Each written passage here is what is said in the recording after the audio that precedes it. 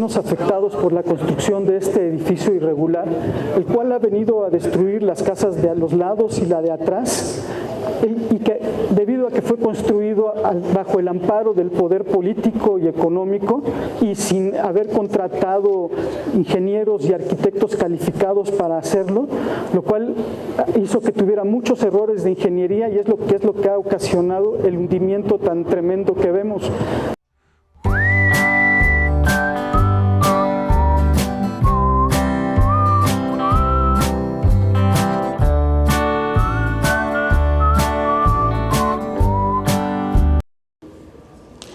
Al momento de la suspensión de la norma 26, había 295 certificados otorgados por el titular de SEDUBI, de los cuales en 74 casos existían claras violaciones a los lineamientos de construcción, de precio, e incluso se habían promovido ya denuncias entre la Procuraduría Ambiental y del Ordenamiento Territorial, como lo señaló el señor procurador.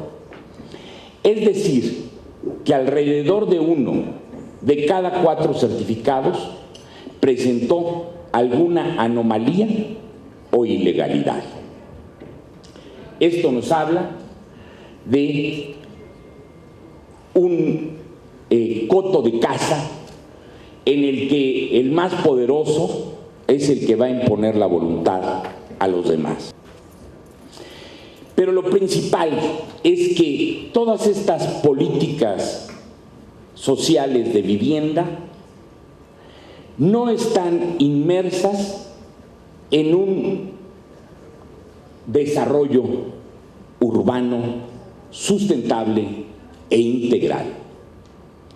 Es decir, que se han planteado en la mayoría de los casos de manera desvinculada.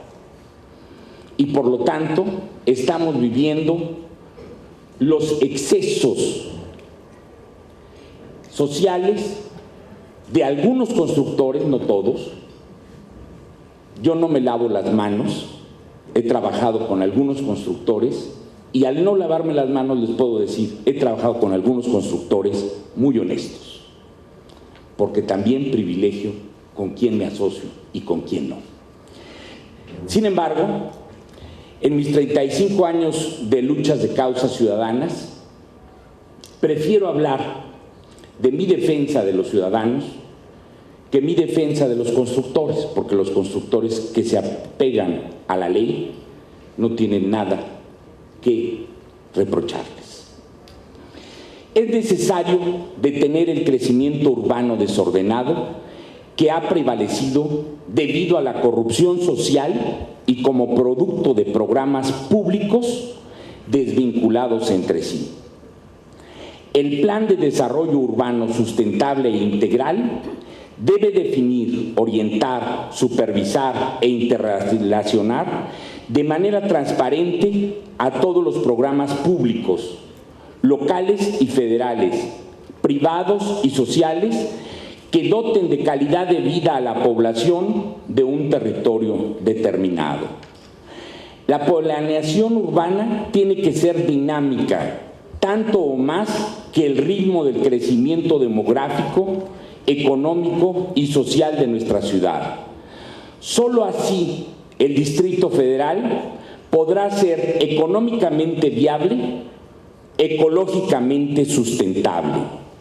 Y le agregaría algo más, y con una población que alcance la calidad de vida mínima, indispensable y digna. En este contexto, la política de vivienda debe contribuir a la calidad de vida de los habitantes de la ciudad mediante la racional distribución territorial de la población, minimizando los costos ambientales para preservar, sobre todo en una ciudad como la nuestra, el medio ambiente. B. La política de vivienda requiere la recuperación de espacios públicos y sobre todo áreas verdes donde se pueda dar el libre tránsito peatonal y los programas educativos, culturales y deportivos que promuevan la integración de los nuevos y antiguos residentes, así como de la población flotante. De esta manera, la construcción de unidades habitacionales no deben ser generadoras de conflictos sociales, sino deben de fomentar el tejido social y la seguridad pública basada en la solidaridad comunal y en la conciencia en el bien común. Si no tenemos estos lineamientos en nuestra política social, difícilmente podremos lograr una política social de vivienda que realmente resuelva el problema y la necesidad de los habitantes de esta ciudad. C. La situación actual del desarrollo urbano sustentable e integral, en donde se enmarca el problema de la vivienda en nuestra ciudad, requiere de un organismo autónomo y ciudadanizado, como lo fue el IFE mientras estuvo ciudadanizado, o como la Comisión Nacional de Derechos Humanos, con el propósito de impulsar la planeación urbana de la Ciudad de México, independiente del gobierno de esta ciudad, que no tenga vinculación con los usos de suelo y las autorizaciones de construcción, pues sólo así se parará la corrupción imperante en esta materia. Es indispensable el Instituto de Planeación Urbana, como el que tienen grandes ciudades como Atlanta, Chicago, Nueva York, por mencionar solo algunas de las grandes megalópolis. Y les podemos decir que la Ciudad de México es una megalópolis mucho más grande que cualquiera de estas tres ciudades. No planteo la multiplicación de organismos que en la práctica solo se sustentan en su calidad moral, como es la Comisión de Derechos Humanos del Distrito Federal, o como son muchas de las intervenciones de las que tiene que hacer caso la PAOT, o de organismos también que tampoco tienen el peso moral, como el INVI o como el INVEA. Necesitamos que sus decisiones sí sean vinculantes, técnicas y acordes a la voluntad ciudadana. Entre sus instrumentos de trabajo destacarán la realización de consultas públicas, así como la educación e investigación urbanística de la ciudadanía. La ciudadanía debe de poder intervenir en su hábitat plenamente informado y formado, un poco lo que ha hecho la Procuraduría Social con los condominios. Esa misma calidad de educación la requerimos los que de alguna manera estamos al frente de los comités internos, de las asociaciones de colonos, de las ONGs, etc. Dicho instituto haría de la planificación urbana de la Ciudad de México una acción participativa, con capacidad de negociar y concertar entre los distintos actores sociales y con una visión integral. Debe englobar a toda la sociedad en la planificación de la ciudad para evitar anacrónicas decisiones respecto a los usos de suelo en áreas urbanas y una expansión sin control como la que estamos viviendo en el Distrito Federal o en toda la zona metropolitana de la Ciudad de México. Si bien en la última década la industria de la vivienda ha logrado reducir el rezago habitacional considerablemente, también se ha deteriorado de una manera significativa la calidad de vida de la población. Toda esta situación, en mi opinión, es producto de, 1, falta de planeación urbana que no previó territorios o espacios para la vivienda que alojara a la población de todos los grupos sociales. Si bien es cierto que los más perjudicados son los que menos tienen, Prácticamente también las clases medias, medias altas, etcétera, se ven muy limitadas en su habitación y en sus zonas. 2. El desorden en el crecimiento inmobiliario ha producido el crecimiento de una mancha urbana gigante, agotando los recursos naturales como el agua, deteriorando el medio ambiente al producir grandes emisiones de CO2 que se arrojan a la atmósfera, debido al incremento de recorridos de transporte de la población de su vivienda a los centros de trabajo y comercio, en los que se invierten entre 2 y 4 horas diarias, cuando menos. Si pensamos en las personas que vienen de Tlalnepantla a trabajar a las lomas de Chapultepec o de Catepec a trabajar al centro de la ciudad, etcétera, creo que me quedo corto al calcular 4 horas de transporte. Sigue existiendo un rezago en la vivienda de calidad ubicada cerca de los centros de trabajo, comercio y convivencia. Yo me pregunto, ¿es cierto que solamente podemos hacer construcciones de 49 metros cuadrados para la vivienda popular? Pero esto le da calidad de vida a sus habitantes.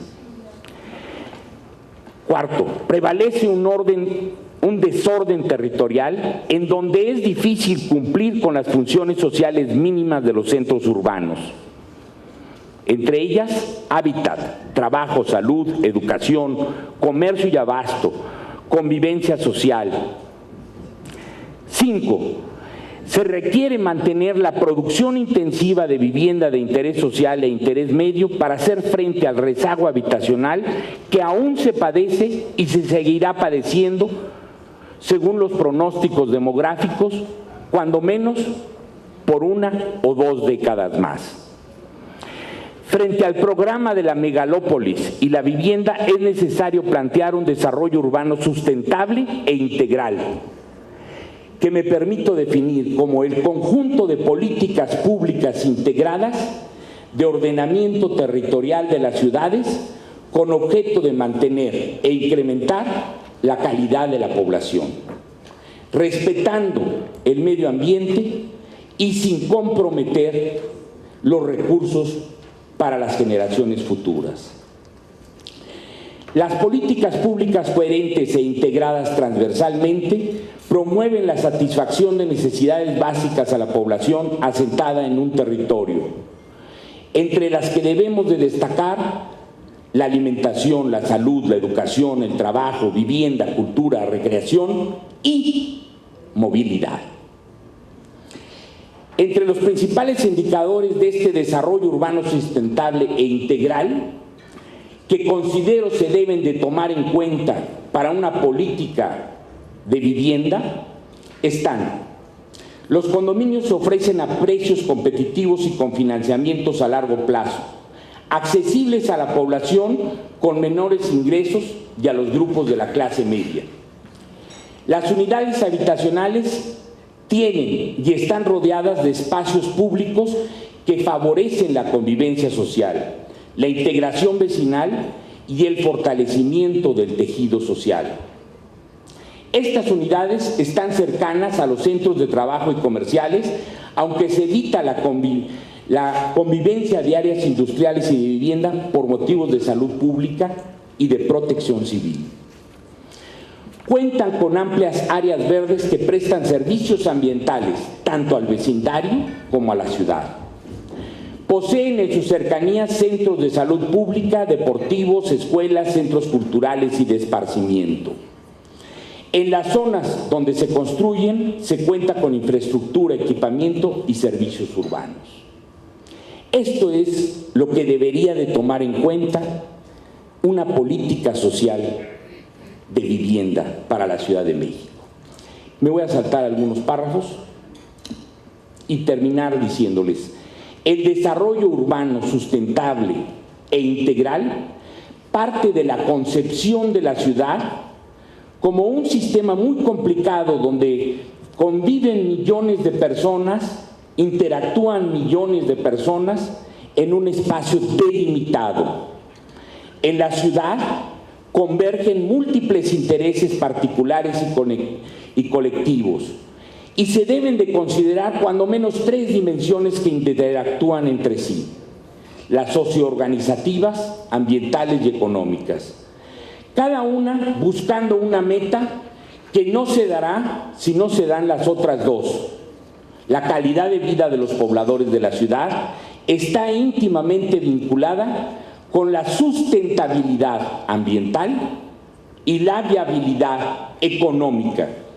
Por lo tanto, no se puede plantear una política social de vivienda si no está inmersa y vinculada con las demás dimensiones del sistema, y si todos estos factores y dimensiones no interactúan coherentemente, no se logrará una política de vivienda inmersa en un desarrollo urbano sustentable e integral como el que necesita la Ciudad de México.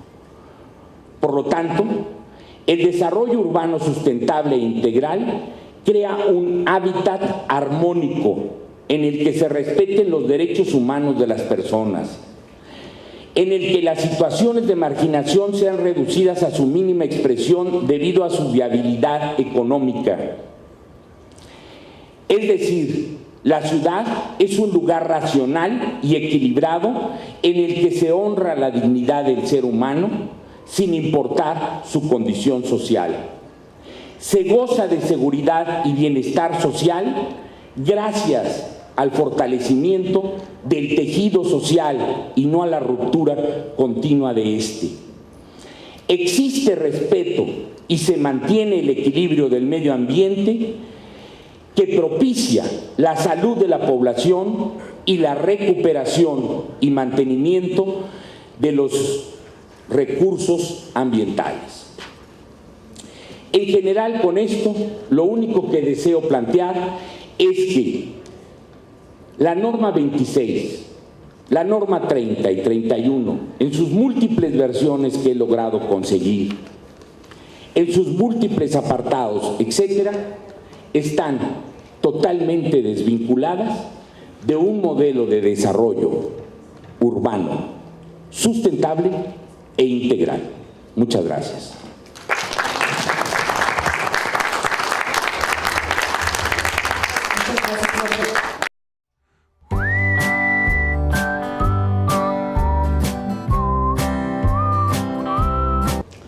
Todos han hablado del uso de suelo, de las violaciones de esto y de protección a la población, pero ninguno ha mencionado estudios geológicos, mecánica de suelo, atlas sismológico.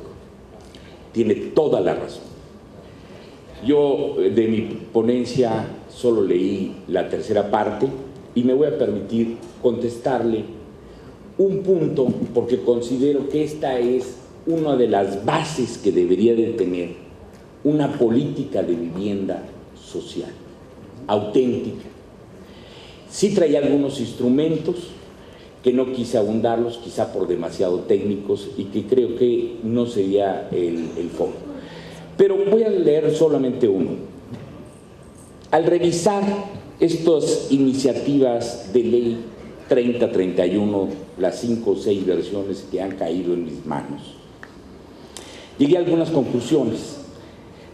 Las 673 colonias incluidas en los anexos de las normas 30 y 31 implican el cambio generalizado en el uso de suelo al margen de los programas delegacionales y planes parciales de desarrollo urbano, aunque lo nieguen otros documentos de la SEDUBI.